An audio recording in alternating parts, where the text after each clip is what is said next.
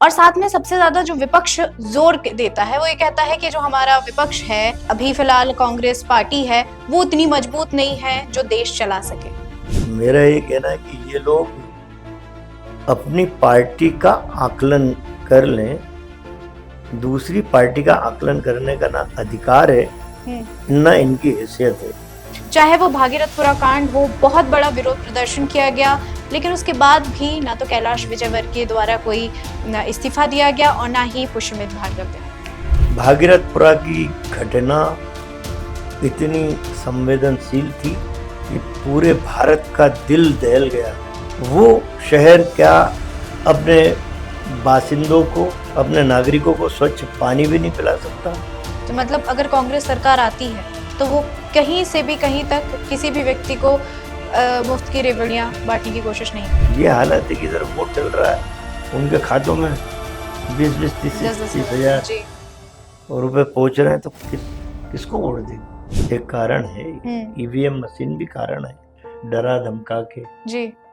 जिस राज्य में चुनाव होता है उस राज्य के केंद्र सरकार से हटके अगर किसी और दल की उस राज्य में सरकार है, इनकम टैक्स और ईडी के छापे पड़ते हैं कि नहीं? नेता लोगों को डरा धमका के सीबीआई, ईडी, इनकम टैक्स इनके माध्यम से डरा के बैठा दिया जा रहा है अपनी पार्टी में। मतलब जो कांग्रेस या फिर अन्य पार्टियों से नेता छोड़कर भाजपा को ज्वाइन कर रहे हैं, तो इसका उत्तर हम ये मान सकते हैं ये आप पार्टी के 7 राज्यसभा सांसद अभी तो 8 दिन पहले ही इनकम टैक्स की और ईडी की रेड पड़ी थी। मित्तल नाम है जो भी नहीं जानता, राघव चड्ढा को हटा के उसे डिप्टी लीडर बनाया गया था राज्यसभा में आप पार्टी का। उसके वहाँ छापा पड़ता और 8 दिन बाद उसके स्वर बदल जाते हैं कि मैं तो बीजेपी में जाऊंगा। नमस्कार, मैं हूँ श्रुति जैन और आप देख रहे हैं बतंगड़। आज हमारे बीच एक ऐसी शख्सियत मौजूद है जिसने 43 वर्ष भारत की राजनीति में दे दिए, जिन्होंने 1983 में भारत की राजनीति में कदम रखा और आज तक वरिष्ठ नेता के नाम से जाने जाते हैं और मीडिया में सुर्खियों में बने रहते हैं। आप भी जानते होंगे, पहचानते होंगे। हमारे बीच हाल फिलहाल मौजूद हैं वरिष्ठ नेता, कांग्रेस के कद्दावर नेता सज्जन सिंह वर्मा। सर, आपका बहुत बहुत स्वागत करते हैं। नमस्कार बेटा। 5 बार एमएलए रहा, कई बार मंत्री रहा, सांसद रहा, राष्ट्रीय सचिव कांग्रेस का रहा, कई पदों पे रहा। वो छोड़िए, अपन तो बात आज की करें कि आज के संदर्भ की राजनीति कैसी है, अपन उस पर चर्चा करें ताकि लोगों का दिमाग भी खुल सके, आंखें भी खुल सके। जी, तो हमारा जो इंटरव्यू है, पॉडकास्ट का एकमात्र उद्देश्य है वर्तमान की राजनीति पे क्या हाल फिलहाल सिलसिले चल रहे हैं, क्या सियासत मोड़ ले रही है और कांग्रेस भाजपा क्या मध्य प्रदेश में बदलाव ला सकती है। सर, सबसे पहला हमारा सवाल ये है कि चूंकि आप कांग्रेस के वरिष्ठ नेता हैं, काफी समय हो गया है आपको राजनीति में, उसके बावजूद भी जब हमने देखा तो कांग्रेस के अध्यक्ष के रूप में सामने आए जीतू पटवारी जी। तो आपको क्या लगता है कि क्या लीडरशिप से कोई गलती हुई है या उन्होंने सही फैसला लिया है? देखिए, इस समय देश के जितने भी राजनीतिक दल हैं वो 40 से 45 वर्ष के बीच के लोगों को अपनी पार्टी में प्रमोट कर रहा है और जीतू पटवारी उसी आयु ग्रुप से आते हैं। और सबसे बड़ी बात ये है कि जीतू पटवारी मध्य प्रदेश यूथ कांग्रेस के अध्यक्ष रहे हैं। यूथ कांग्रेस अध्यक्ष रहते हुए प्रदेश का चप्पा चप्पा उन्होंने छाना, हर राजनीतिक शख्सियत से परिचित है और एक कैलिबर है, नौजवान है, काम करने का मादा है और सरकार से गलत जो मुद्दे सरकार के रहते हैं उनसे टकराने का मादा है। तो मैं समझता हूँ कि एक सही और परिपक्व निर्णय कांग्रेस पार्टी हमारी हाईकमान ने लिया। तो सर, जब जनता पूछती है तो उसका सबसे बड़ा सवाल यह होता है कि आखिर फिलहाल वर्तमान में सज्जन सिंह वर्मा क्या भूमिका निभा रहे हैं मध्य प्रदेश कांग्रेस? देखिए, मैं मध्य प्रदेश की राजनीति में कांग्रेस पार्टी की तरफ से बहुत सीनियर राजनीतिज्ञ हूँ। कांग्रेस ने मुझे बहुत कुछ दिया है और अब मेरा ड्यूटी है, मेरा कर्तव्य है कि संकट की इस घड़ी में जब कांग्रेस को मजबूत सहारा चाहिए, उस समय मेरे अपने जितने साथी मध्य प्रदेश में हैं, हम सारे लोग एकजुट होकर जीतू पटवारी की मदद कर रहे हैं, क्योंकि कांग्रेस का झंडा उनके हाथों में है। और जिनके हाथों में इस समय कांग्रेस का झंडा है, यदि वो हाथ मजबूत रहेंगे तो निश्चित रूप से आने वाले चुनाव में कांग्रेस विजयश्री हासिल करेगी। इसलिए हमारा काम चल रहा है कि जो सीनियर मध्य प्रदेश में अलग अलग जगह हैं, उन सबसे वार्तालाप होता है, उन सबसे रायशुमारी होती है और उनके जो विचार होते हैं उससे जीतू पटवारी को अवगत कराते हैं कि अब ये निर्णय लेना चाहिए, अब ये काम करना चाहिए। तो एक तरह से मैं समझता हूँ कि मार्गदर्शन बोल लीजिए, मार्गदर्शन का काम हम लोग कर। तो सर, जब आप बात करते हैं कांग्रेस के कठिन समयों की, तो जब अभी फिलहाल सबसे बड़ा सवाल होता है जनता के मन में, और साथ में सबसे ज्यादा जो विपक्ष जोर देता है वो ये कहता है कि जो हमारा विपक्ष है, जो अभी फिलहाल कांग्रेस पार्टी है, वो उतनी मजबूत नहीं है जो देश चला सके। मेरा ये कहना है कि ये लोग अपनी पार्टी का आकलन कर लें, दूसरी पार्टी का आकलन करने का ना अधिकार है, ना इनकी हैसियत है कि दूसरी पार्टी का आकलन करें कि विपक्ष कितना है, क्या है। मजबूत विपक्ष है, उनकी बातों का सामना आप मध्य प्रदेश की विधानसभा में मोहन यादव मुख्यमंत्री, हमारे नेता प्रतिपक्ष उमंग सिगार के सवालों का जवाब नहीं दे पाते हैं। तो बहुत मजबूती के साथ विपक्ष जनहित के मुद्दों को मध्य प्रदेश की विधानसभा के सदन में उठाता है, लेकिन सरकार हर उस जनहित के मुद्दे से पलायन कर जाती, भाग जाती। तो विपक्ष मजबूत है। सर, जब आप बात करते हैं कि हम जनता की आवाज बनते हैं, जनता के मुद्दे उठाते हैं, तो एक बात देखी गई, कई बार प्रदर्शन किए गए, जनता के लिए किए गए, विरोध प्रदर्शन हुए, सवाल उठाए गए, लेकिन जब हम उसका रिजल्ट देखें तो रिजल्ट कुछ भी नहीं निकला। चाहे वो भागीरथपुरा कांड हो, बहुत बड़ा विरोध प्रदर्शन किया गया, माननीय राहुल गांधी जी स्वयं इंदौर आए, उनके साथ ये विरोध प्रदर्शन किया गया था, लेकिन उसके बाद भी ना तो कैलाश विजयवर्गीय द्वारा कोई इस्तीफा दिया गया और ना ही पुष्यमित भार्गव द्वारा। देखिए, बहुत ही अच्छा प्रश्न आपका है श्रुति। भागीरथपुरा की घटना इतनी संवेदनशील थी कि पूरे भारत का दिल दहल गया कि क्या इंदौर जो स्वच्छता के नाम पे 8-8 बार प्रथम इनाम ले रहा पूरे देश में, वो शहर क्या अपने बासिंदों को, अपने नागरिकों को स्वच्छ पानी भी नहीं पिला सकता, जहां दूषित पानी से 38 लोगों की मौत हो जाती है। राहुल गांधी ने बिल्कुल इस संवेदनशील घटना को संज्ञान में लेकर तत्काल उन्होंने कहा कि मैं इंदौर आके पीड़ित लोगों से मिलूंगा। राहुल गांधी आए, मोहन यादव मुख्यमंत्री हैं इस मध्य प्रदेश के और इस इंदौर के प्रभारी भी हैं। मोहन यादव आज तक उस बस्ती में नहीं गए।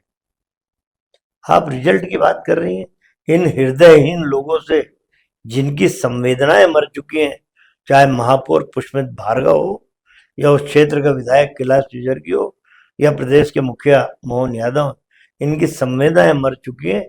इनसे परिणाम की उम्मीद कैसे की जा सकती है? लेकिन हमारा कर्तव्य था, विपक्ष ने अपनी भूमिका बहुत ईमानदारी से निभाई।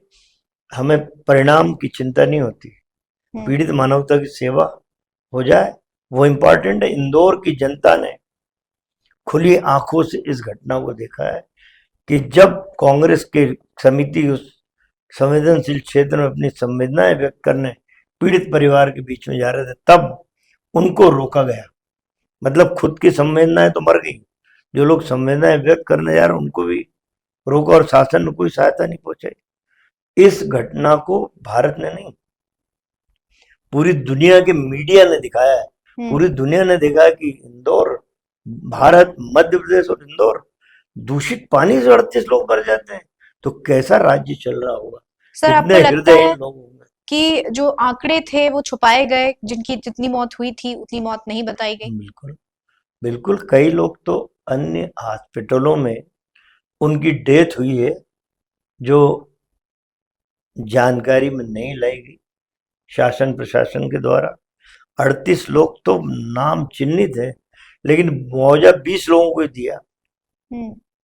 मतलब मौत के आंकड़ों में भी भारतीय जनता पार्टी जादू करने से पीछे नहीं हट रही है। ये किस तरह का राजकाज इस समय चल रहा है, जिसकी संवेदनाएं मर चुकी हैं।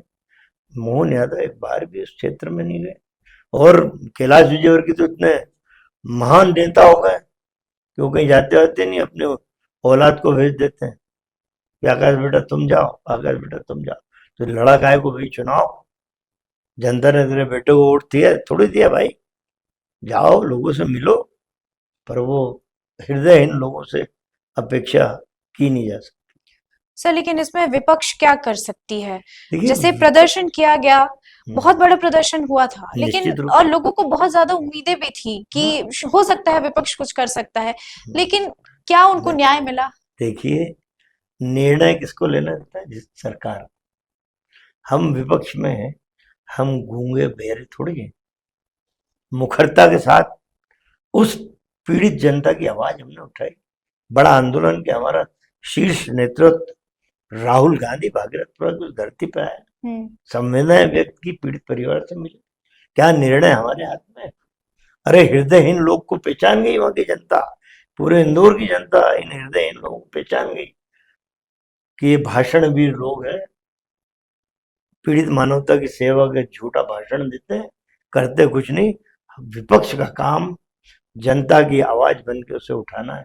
अब हम सरकार को लठ लेके मार तो सकते नहीं, कैलाश को या मोहन यादव को, ये निर्णय लो, जनता की बात हमने रख दी, अब जनता को निर्णय लेना था। सर, ऐसे ही कुछ मिलता जुलता सिरप कांड हुआ था छिंदवाड़ा में, जहां 20 बच्चों की मौत हो गई थी एक गलत सिरप से, कुछ एक्सपायर सिरप था, उस पे जीतू पटवारी द्वारा वहां पे रखा गया था कि सीबीआई से जांच की मांग की गई थी, तो क्या उस पे सीबीआई की जांच की मांग हुई? बात हुई है ना, सीबीआई इंक्वायरी, किसी राज्य में कोई बड़ी घटना होती है, यदि सरकार ईमानदार हो, निष्पक्ष जांच चाहती हो, इतने बच्चों की मौत से उसका हृदय हिल गया हो, तब मुख्यमंत्री की रिकमेंडेशन लगती है कि इस घटना की जांच सीबीआई से कराने की मैं अनुशंसा करता हूं, कृपया सीबीआई से जांच कराइए। लेकिन ये लोग हृदयहीन लोग हैं।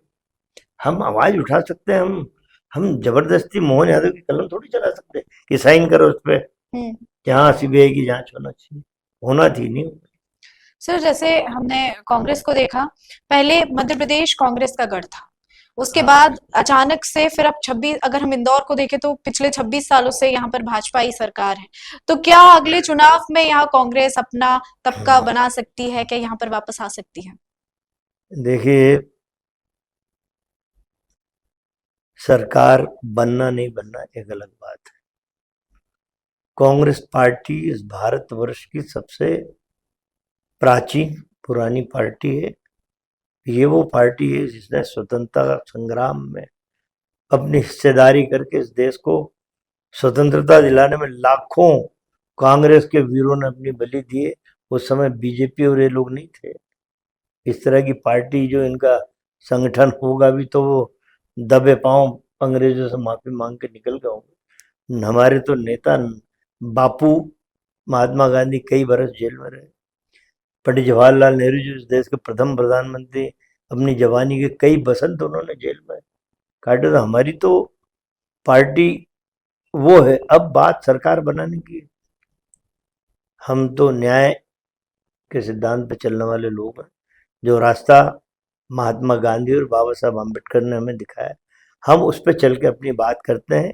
निर्णय जनता को लेना कि पाखंड भरी सरकार चाहिए, छद्म वेशधारी सरकार चाहिए, या वो उन लोगों की सरकार चाहिए जिन्हें इस देश को स्वतंत्रता की सांसें दिलाई।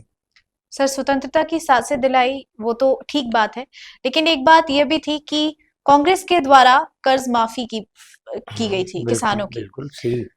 साथ में फिर उसके बाद प्रदर्शन किया गया लाडली बहना योजना के लिए, उन्हें 1500 रुपए दिलाने के लिए। बिल्कुल। तो क्या सर ये मुफ्त की रेवड़ियां बांटने के लिए हम नहीं कह सकते कि कांग्रेस पार्टी जो है वो शुरुआत से ही जो उन्होंने मुफ्त की रेवड़ियां बांटने का सिलसिला शुरू किया और वही चीज अब भाजपा भी कर रही है? देखिए, एक बात आपको मानना पड़ेगी कि इस देश में 65% किसान निवास करता पूरे देश में, बल्कि 70% किसान इस देश में रहता है।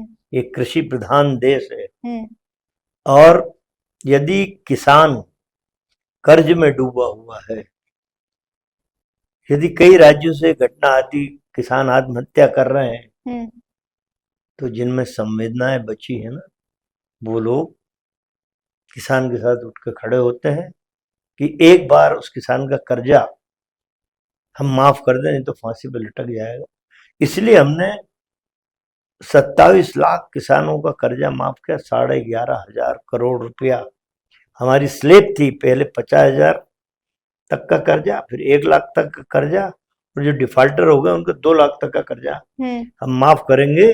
1.25 साल में सरकार चली गई, फिर भी हमने 27 लाख किसानों का कर्जा माफ किया, 11,500 करोड़ उनके खाते में इसलिए डाला कि ये किसान एक बार कर्ज मुक्त हो जाए तो इसे आत्महत्या नहीं करना पड़े। हमारी सरकार संवेदनशील थी। आप मुफ्त की रेवड़ियां बोल ले, जो बोल लो, लेकिन जब नेताजी मोदी साहब आते हैं, शिवराज चौहान या मोहन यादव आते हैं, तो भाषण में कहते हैं किसान हमारा अन्नदाता है, किसान हमारा भगवान है। जब कर्ज में डूबता है किसान, तो उस समय क्या कर्तव्य बनता है एक राजनेता का, वो फर्ज हमने पूरा किया। तो सर, अभी जो वर्तमान की राजनीति चल रही है और लगातार हम देख रहे हैं, अभी जबलपुर का एक क्रूज मामला हुआ जहां पर 20 लोग उस लापता हो गए, अभी तक मिल नहीं रहे हैं। 8 से 9 लोगों ने अपनी जान गंवा दी। तो आप इस पर किसको जिम्मेदार ठहराना चाहेंगे? लगातार हम देखते हैं कि मध्य प्रदेश में हादसों की बरसात होती जा रही है, लेकिन इस पर अब तक कोई सख्त कार्यवाही क्यों नहीं शुरू की गई और क्या कुछ कमियां हैं? देखिए, इससे और मेरी बात की पुष्टि होती है कि इस मध्य प्रदेश की सरकार में हृदयहीन लोग बैठे हैं। मोहन यादव का फरमान आ जाता है कि राकेश सिंह जी आप जाइए। अरे भैया, उड़न खटोला का उज्जैन में बंद कर रखा है एयर, तुम्हारी एयर स्ट्रिप पे उड़न खटोला लेके 1 घंटे में पहुंच जाते। इतनी बड़ी घटना में क्या मुख्यमंत्री को नहीं जाना चाहिए इसी घटना में? ये सीधे अक्षमता दर्शाती है प्रशासन की और वर्तमान शासन की। ये अक्षम लोग बैठे हैं जिन्हें अनुभव नहीं है, सिर्फ धन बटोरने में लगे हैं। प्रशासन का अधिकारी भी और जो बीजेपी की सरकार में मंत्री से लेकर हर व्यक्ति धन बटोरने में लगा है। इस तरह की जो घटनाएं हो रही हैं जगह जगह, उन पे इनका ध्यान बिल्कुल नहीं है। जो कंपनी क्रूज चला रही है, क्या उस पर कार्रवाई नहीं होना चाहिए? क्या वर्तमान प्रशासन जो वहाँ बड़े अधिकारी हैं उन पर कार्रवाई नहीं होना चाहिए? लेकिन नहीं।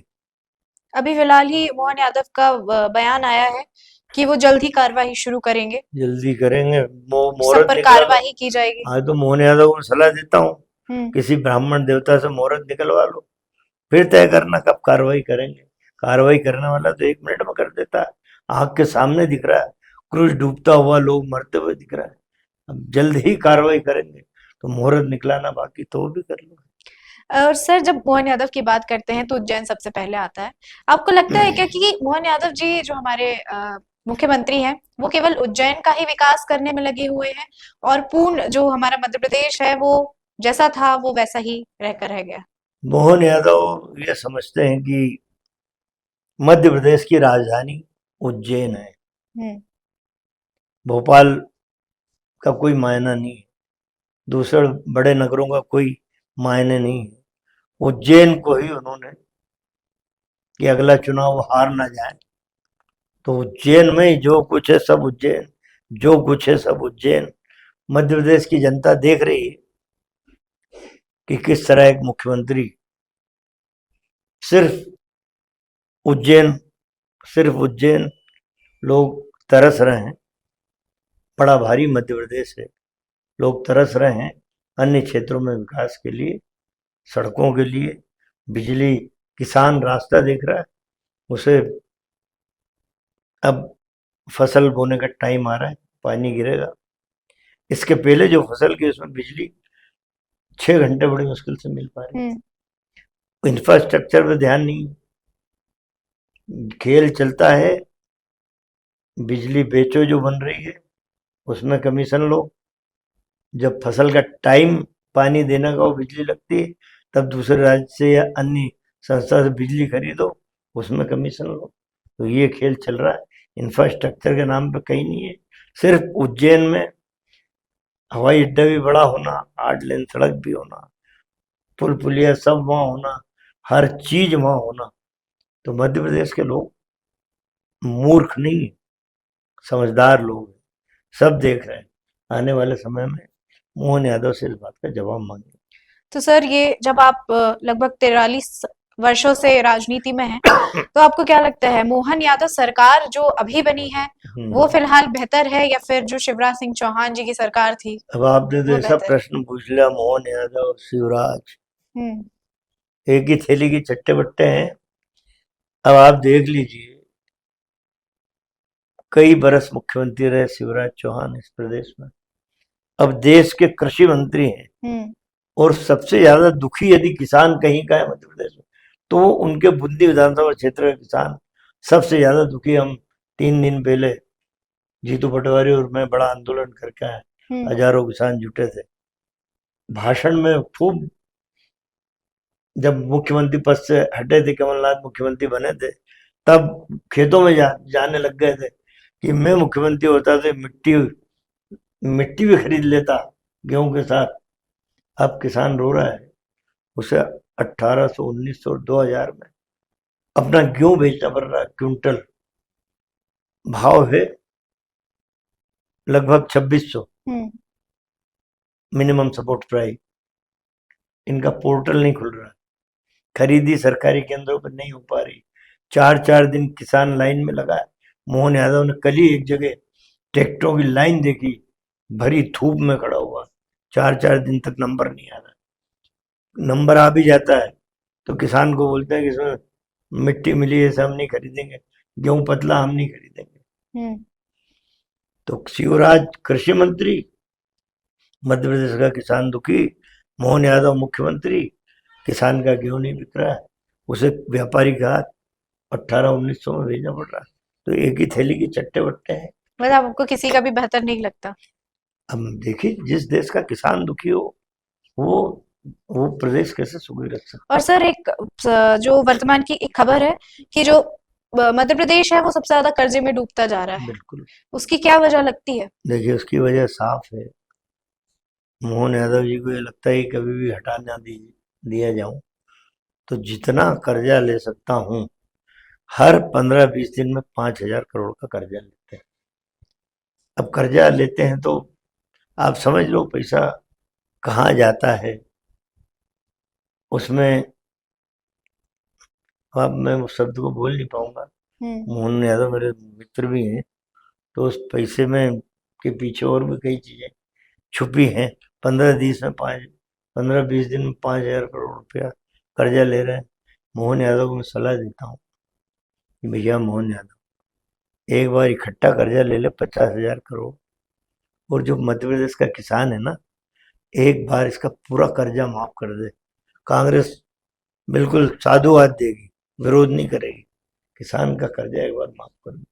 पता नहीं 5,000 करोड़ 15 दिन में कहाँ चला जाता, पता ही नहीं चलता, कर्ज में डूब रहा है। जो ये मुफ्त की रेवड़ियां जो बांटी जाती हैं, जो जिसका बहुत ज्यादा बार हम बोल सकते हैं कांग्रेस के द्वारा भी इसको बहुत बार बातों में लेके आया गया है कि जो भाजपा सरकार है वो मुफ्त की रेवड़ियों से लोगों को खरीद रही है, वोटों को खरीद रही है। तो ये किस हद तक आपको लगता है सही है? देखिए, मैं यहाँ पे चुनाव आयोग, जो भारत का निर्वाचन आयोग है, हाँ। सबसे बड़ा दोषी इसको मानता हूँ। दूसरा दोषी मानता हूँ मैं न्यायपालिका को। इन लोगों को संज्ञान नहीं लेते बनता है। तो मतलब अगर कांग्रेस सरकार आती है तो वो कहीं से भी कहीं तक किसी भी व्यक्ति को मुफ्त की रेवड़ियां बांटने की कोशिश नहीं करेगी। देखिए, मैं अभी उस स्थान पे नहीं हूँ कि इस तरह की बात का निर्णय ले सकूं। व्यक्तिगत मेरा ये कहना है कि सर्वोच्च न्यायालय को और चुनाव आयोग को इस पर संज्ञान लेना चाहिए। ये हालत है कि इधर वोट डल रहा है, उनके खातों में 20-20, 30-30, 30,000 जी रुपए पहुंच रहे हैं, तो किसको वोट देगा? जिसके उससे पैसा आ रहा है उसी को वोट देगा। तो ये निर्वाचन आयोग अंधा है क्या? क्या यही कारण आपको लगता है कि कांग्रेस मध्य प्रदेश में जगह नहीं बना पा रही?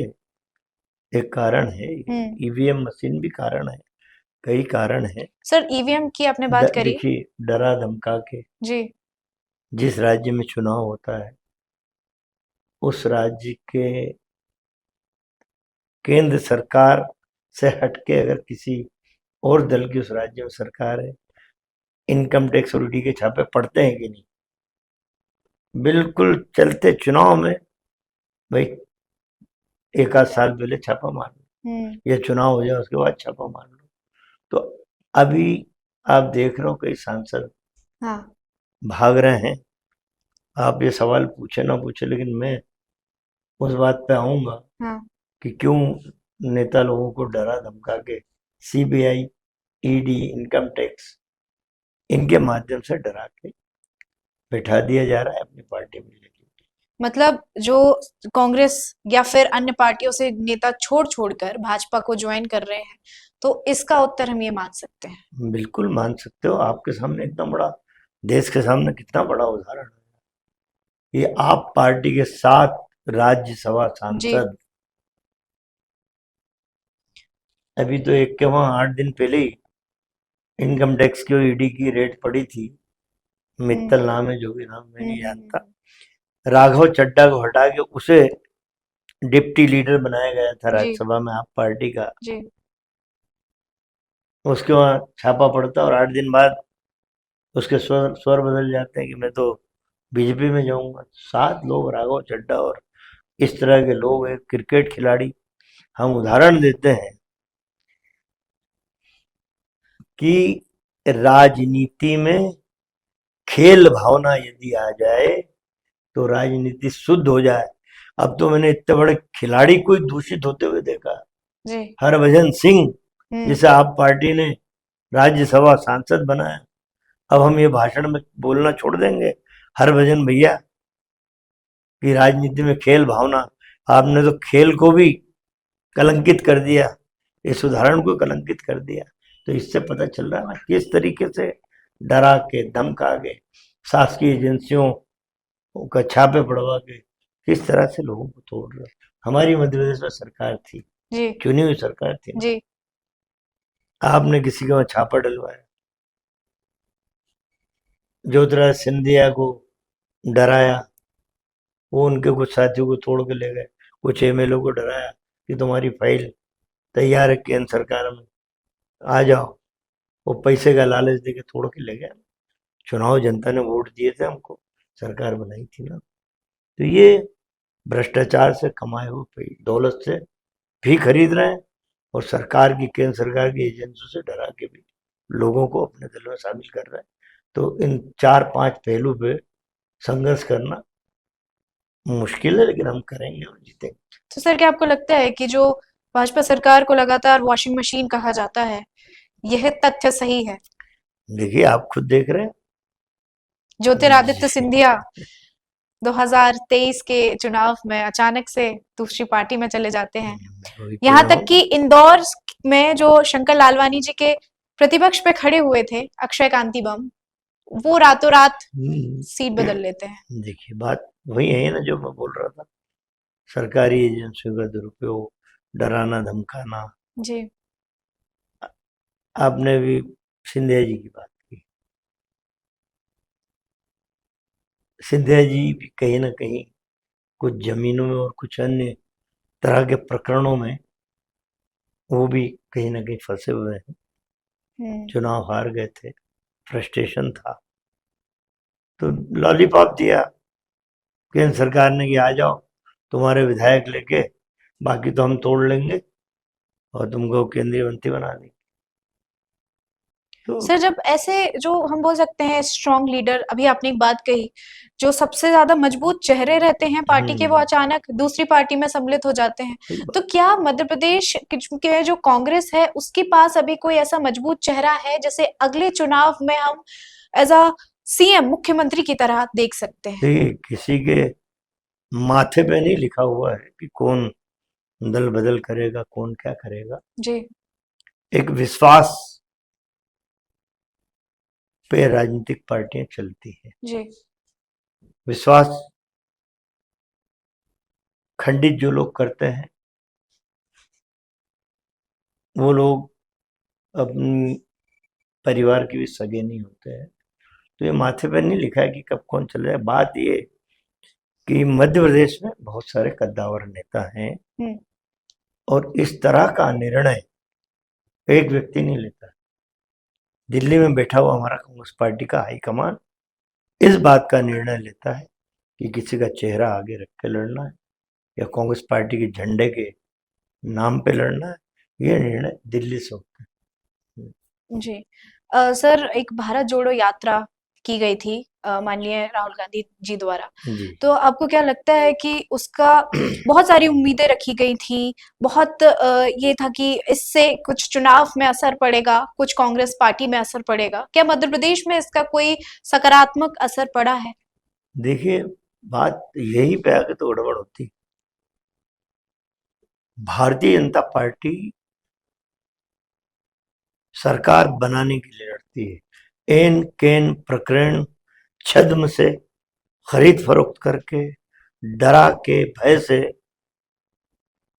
सरकार बनाती। जहां सरकार नहीं बनती वहां लोगों को भय दिखाती, पैसे से खरीदती।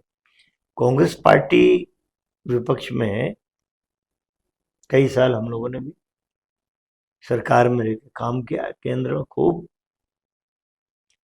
भारत जोड़ो यात्रा शायद इसलिए नहीं थी कि कहीं सरकार बनाना हो या इस समय भारत के जो हालात थे, किसानों के जो हालात थे, नौजवानों की बेरोजगारी के जो हालात थे, महिलाओं की जो दुर्दशा थी, मजलूम लोगों की जो स्थिति थी, उन लोगों के लिए राहुल गांधी जी ने कन्याकुमारी से कश्मीर तक 3,500 किलोमीटर की पैदल यात्रा इसलिए की कि भारत को मैं पांवों से नाप सकूं। सड़कों के माध्यम से जो लोग मुझे सड़क पे मिलेंगे, मैं उनसे भारत का हाल जानूंगा, उनसे उनका हाल जानूंगा कि वास्तव में इस समय क्या आपकी आंखों के सपनों का भारत है, क्या आप किन कठिनाइयों से जूझ रहे हैं। यदि एक मजलूम किसान मिला तो उसे भी गले से लगा के बात की, एक मजलूम महिला मिली उसे भी गले से लगा के दुख दर्द पूछा, एक बेरोजगार नौजवान मिला उसे भी अपने साथ कदम से कदम मिला के चलाया और पूछा। तो जो एक पूरा परिदृश्य 3,500 किलोमीटर की यात्रा में उभर के आया, वो एक दस्तावेज बन गया, एक संस्मरण बन गया। वो सारी बातें उस दस्तावेज में दर्ज है कि इस समय किस तरह का भारत। सर, लेकिन जब हम ये मुद्दों की बात करते हैं तो कांग्रेस ने वोट चोरी का बहुत बड़ा मुद्दा उठाया था, लेकिन अब तक ये प्रूफ नहीं हो पा रहा है कि कितना सच है, क्या सच है, और जिसकी वजह से कांग्रेस के ऊपर जनता के द्वारा सीधा निशाना साधा जा रहा है और यह भी कहा जा रहा है कि यह पार्टी सिर्फ बोलने के लिए है। कि देखिए, 1.5 लाइन में इतना सरल और स्पष्ट उत्तर दूंगा, जनता खुद समझ जाएगी। मैं कांग्रेस पार्टी की तरफ से मध्य प्रदेश में SIR का प्रमुख हूँ। मेरी देखरेख में SIR का काम हुआ। हम जब चुनाव आयोग जाते हैं तो हड़कंप मच जाता हूँ मध्य प्रदेश भोपाल में। सरल आंकड़े आपको बता देता हूँ। SIR के माध्यम से लगभग 42.5 लाख वोट काटे गए। ये ऑन रिकॉर्ड है, आप निकाल लेना। अभी SIR हुई, 42 लाख वोट काटे गए। ये वोट पिछले विधानसभा और लोकसभा में भी पड़े थे। कितनी सरल भाषा है, सरल शब्द है कि ये 42.5 लाख वोट 2023 की विधानसभा और 2024 की लोकसभा में ये वोट पड़े थे। हम 2023 की विधानसभा हारे मात्र 32 लाख से, और वोट कितने कटे? 42.5 लाख। इससे सरल गणित तो मैं समझा नहीं सकता कि ये वही वोट थे। 42 लाख है। अब उसमें क्या समझाना रह गया? सरल भाषा, सरल आंकड़े, सरल शब्द कि इतने सारे वोट फर्जी थे जब आपने SIR करके हटाए ना। कहाँ से आए ये वोट? वही वोट है जिससे चोर सरकार बनाते हैं। सर, हमारा आखिरी सवाल आपसे ये रहेगा, आप सत्ता में भी रहे और विपक्ष में भी रहे, तो अब आपकी क्या रणनीतियां रहेंगी कि अब कांग्रेस वापस मध्य प्रदेश में आ सके, और जनता के लिए आप क्या कहना चाहते हैं? देखिए, रणनीति की जहां तक बात है, हम अपने कर्तव्य पथ पे बढ़ रहे हैं। मैंने कहा कि 65 से 70% किसान देश और इस प्रदेश में निवास करते हैं। इस समय सबसे ज्यादा दुखी किसान है। उसका गेहूं 2000 रुपये से नीचे बिक रहा है, वो कर्ज में डूबता जा रहा है। वो सोच रहा था कि ये गेहूं यदि 2600 के भाव बिका तो मैं कर्ज उतारूंगा, अपने बेटे बेटी की शादी करूंगा, लेकिन 2000 में उसकी लागत भी नहीं निकल रही। किसान का बहुत बड़ा मुद्दा है। 7 तारीख को AB road, Agra Bombay road, पूरा नेशनल हाईवे, 7 तारीख को जगह जगह हम आंदोलन कर रही है कांग्रेस, किसानों को साथ में लेके। हमारी रणनीति है कि जो लोग दुखी हैं, पीड़ित हैं, उनको साथ में लेके हम सरकार को नींद से जगाएं। नौजवानों की बात हम कर रहे हैं। नौजवानों के साथ हम अलग अलग जगह पे चर्चा करके नौजवानों की बात करी। हाँ।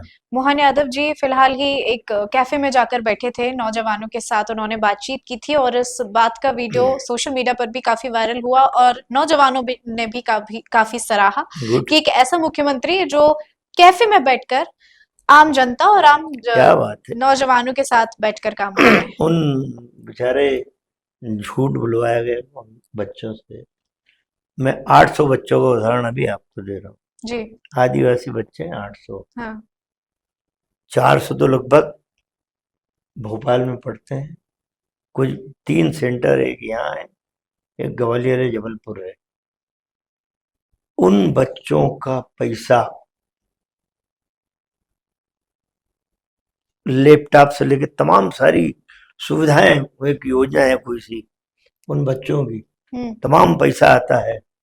उन 800 बच्चों को पता नहीं किस एजेंसी को काम दिया, आप जाके देख लीजिए। यदि आप कहेंगे तो मैं दे दूंगा। 150 बच्चे यहाँ पे हैं, आप उनसे मिलके उनका इंटरव्यू लेना। दर दर भटक रहे हैं, पढ़ाई नहीं कर पा रहे हैं, न लैपटॉप है, न उन्हें रहने की सुविधा मिल रही है, कि जबकि उनको इतनी जबरदस्त सुविधाएं मिल रही थी, इतनी राशि आ रही आदिवासी बच्चों को। ये हो सकता है 1-2 दिन में कुछ बच्चे प्रेस कॉन्फ्रेंस भी करेंगे, आपको शायद जाना पड़े उसमें। आप बोलेंगे तो मैं भी बच्चों का नंबर आपको देता हूँ, आप जरूर उनका इंटरव्यू लेना। 800 आदिवासी बच्चे, तो आप बच्चे बैठ गए, काफी हाउस में चले गए, और उन्हें इतना बड़ा आदमी आके हमारे साथ काफी पी रहा है। वो बच्चे भूल जाते हैं कि इस मुख्यमंत्री ने तुम्हारे रोजगार की बात नहीं की, तुम्हारे भविष्य की बात नहीं की। काफी बिकेगी नहीं, बहुत बढ़िया बेटा, बहुत अच्छे, लीपअप होती। मैं आपको नंबर जरूर दूंगा जी।